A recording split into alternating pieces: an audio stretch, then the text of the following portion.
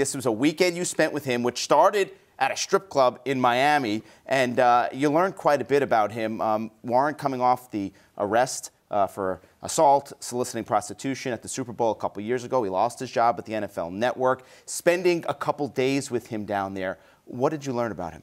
He's a complicated guy. I mean, as you kind of alluded to, he's so charismatic and he's so outgoing.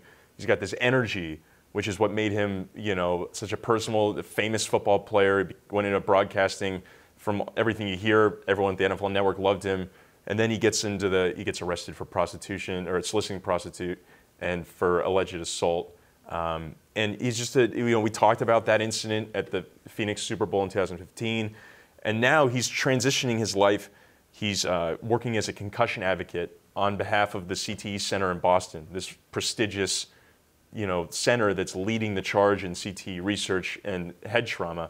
So he's a very interesting guy, complicated, and it's a nuanced story, and I hope people give it a chance. Yeah, I talked to him recently when he was discussing CTE and the effects and how he thinks it might impact him, and that young people shouldn't play football. But since then, there was what happened with the NFL Network. How has he responded to the latest accusations of sexual harassment while there? Yeah, so with the recent NFL Network stuff, he was accused of the makeup artist, urinating in front of her in the restroom, showing her photos of women on his phone, and then he gave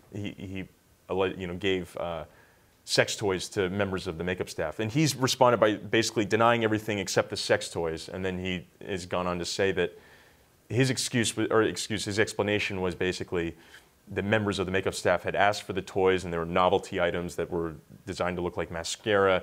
And again, we're getting into the weeds here, but in short, shortly after that came out, he went on the radio in Miami and basically said, where's the harassment at? Why am I always the bad guy?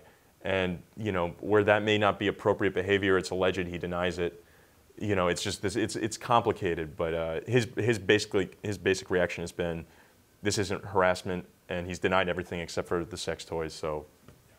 Got to have been the most unique story you've worked on, Tim. I mean, not only just the talking points, the storyline, but the location. You're at a strip club. You're at a party where there are drugs in the area here. Not your everyday football story for the MMQB. No. When you're hanging out with Warren, I guess that's what happens. But no, it was an interesting weekend. You're right, and I was fortunate that Warren was it let me into his world for a few days, and and he's so open, and a lot of people are surprised, but they think he should have censored himself. But I think it's an honest look. I mean, that's how he lives. He's at private dinners, taking me to a strip club the first night, and sharing joints with the chef at the restaurant, right? Yeah, sharing joints with the chef at the restaurant. That's what if you rent out the top room of the Italian steakhouse, I guess you can do that. But I don't know. That's Warren, but.